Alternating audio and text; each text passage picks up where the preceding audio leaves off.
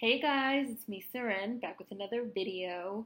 So I've been having some trouble with my audio, so I'm going to try and talk a little bit louder. Let me know if it sounds louder or if it still sounds quiet.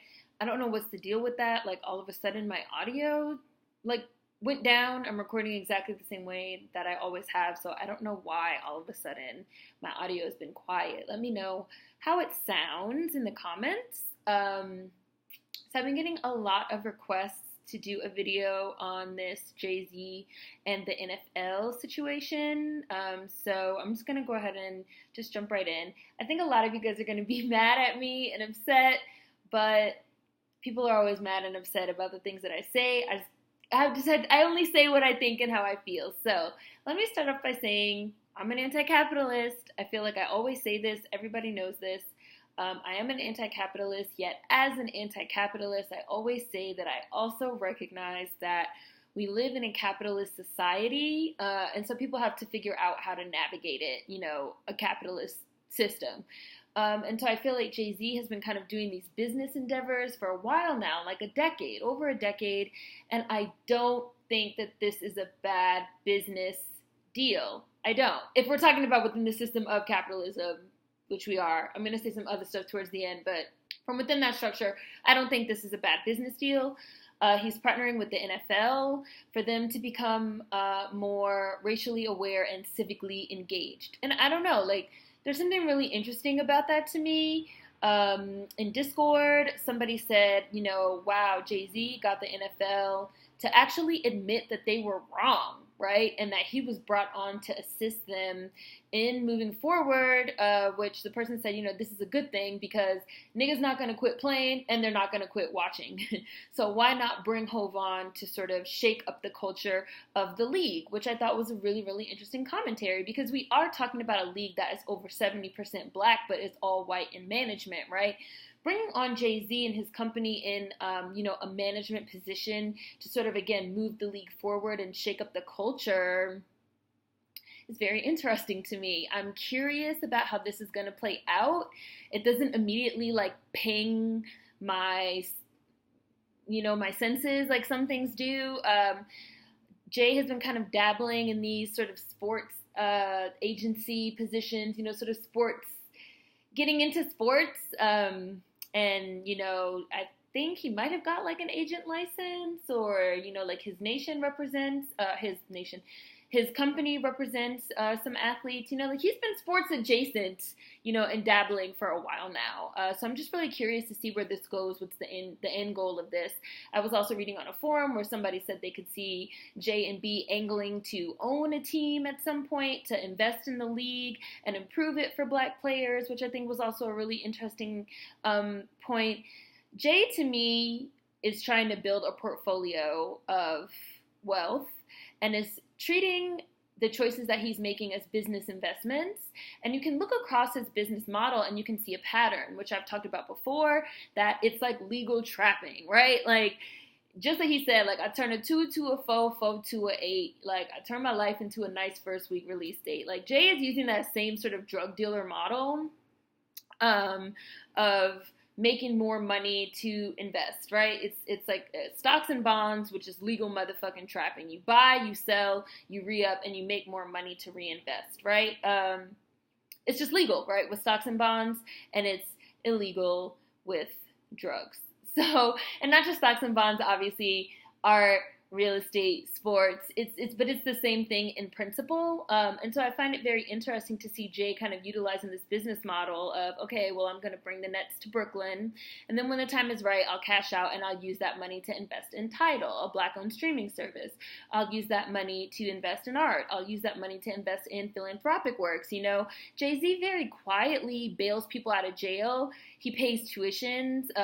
He funds public programming. He funds documentaries. Maybe he's not all over the internet and social media talking about it like Colin Kaepernick's girlfriend is, and I'm going to get to her in a minute, but that doesn't mean that he's not doing it. He did a whole documentary series on Khalif Browder without a Netflix deal, without an HBO deal, and I will include some lists and some resources to some of his philanthropic work and stuff like that in the comments, but to me, it's just Colin Kaepernick also did a whole deal himself with Nike, right? which I don't see to be very much different. Everybody is playing this game of funding for causes because, like, let me tell you, you need funding for causes. You need it.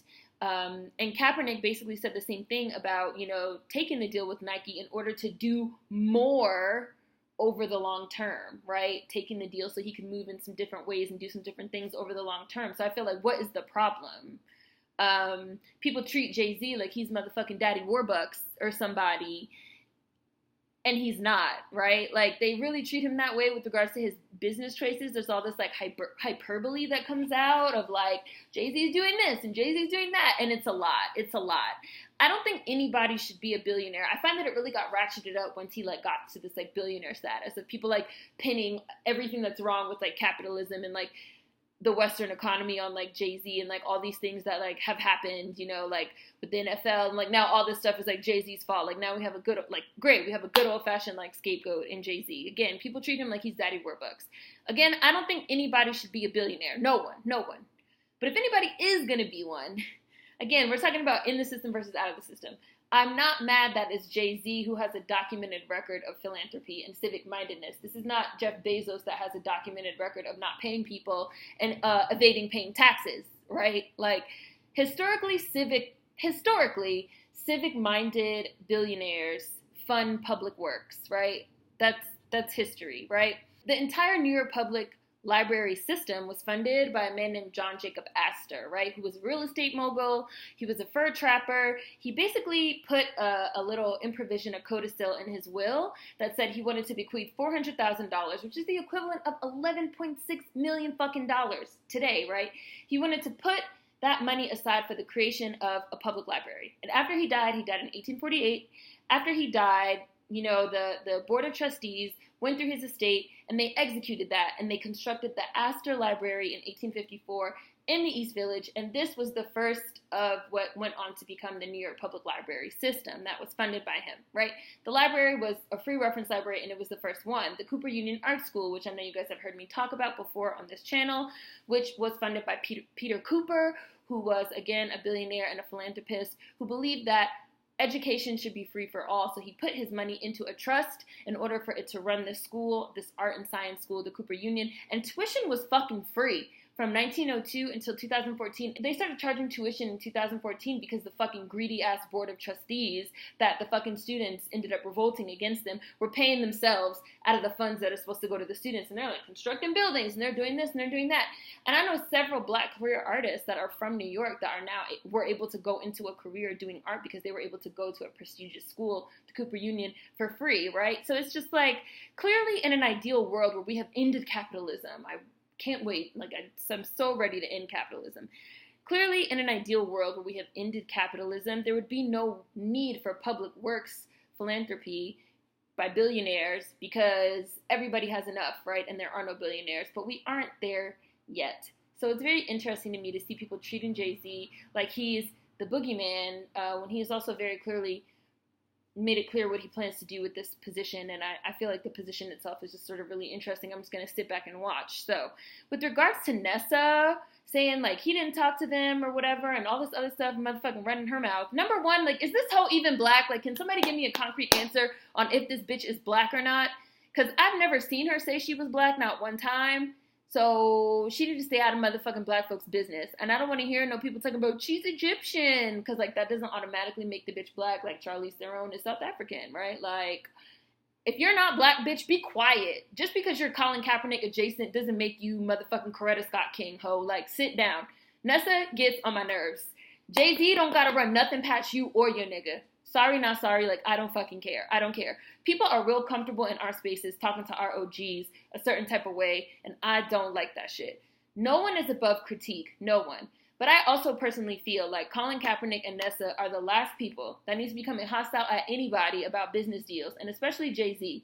When, again, Colin Kaepernick took a huge deal from Nike, which is a direct sponsor of the NFL, right? They themselves crossed a line into hardcore, branded For Profit Activism, which I have a video on. There will be links in the description box if you haven't seen it. They themselves sort of crossed the line into, like, branded activism or whatever themselves. So it's just like, what are we even talking about? It's very much the pot calling the kettle black. with these two at this point. Like, just sit there and be quiet with your Nike money. Like, you're not out there grinding on the streets. You know what I'm saying? Like, I don't know. Something about this, like, something about the way that they're talking about it is just, like, really rubbing me the wrong way. So, again, I just have a wait and see sort of mindset about this. One thing I will say that is disappointing to me, this is what I wish. I would have loved to see JayZ put seed money down to start a new league, like a Negro league. For me, that is ultimately what I would like to see. But then it's like we have to get into discussions of, would niggas actually join it? Would people actually watch it? Or would people continue to join the NFL and support the NFL and watch the NFL because niggas is already fans of the NFL, already fans of the team, you know, and the white man's ice is colder, right? Which again is an offshoot of integration, going from having our separate Negro leagues and our separate schools to funneling the best black talent into white-owned schools and white-owned leagues, you know, because we believe they were better, which is a direct result of integration. You guys know I have a video on that, the problems of integration. But for me, that's the thing about it for me. All this other stuff is just noise and motherfucking chit-chatter. You know, and I don't know what the end game is. Maybe eventually they will get to the point where, you know, maybe they will get some type of, you know, stake in the NFL, and then maybe they will start their own league and maybe take some of the NFL players with them. I would love to see that. I would love for JayZ to utilize his capital in something like that. That's really the only criticism that I have of this whole thing. All the rest of this shit of trying to make JayZ out like he motherfucking killed Santa Claus or something like that, I feel like is a lot of hyperbole and, like, really overblown. And, like, people, again, like, Colin Kaepernick himself took a deal from Nike. So, like, what are we talking about? Like, I'm going to read you guys some comments and some stuff that I did see, like, on the Discord and, like, in forums and stuff like that. But it's just, like, at the end of the day, too, like, Colin Kaepernick himself did work for the NFL, right?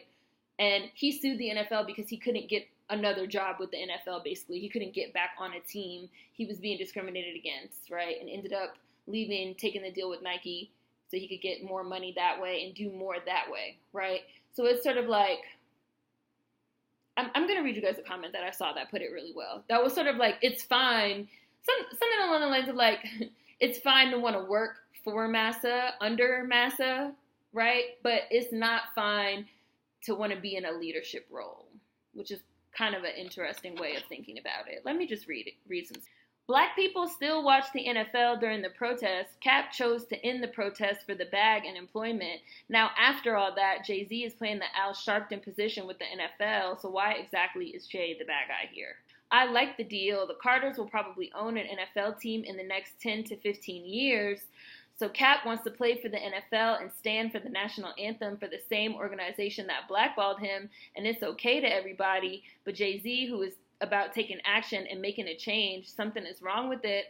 At some point, there had to be a resolution and a compromise. If the NFL begins to highlight injustices towards black people because of this and begins aiding inner city kids, I'm all for this.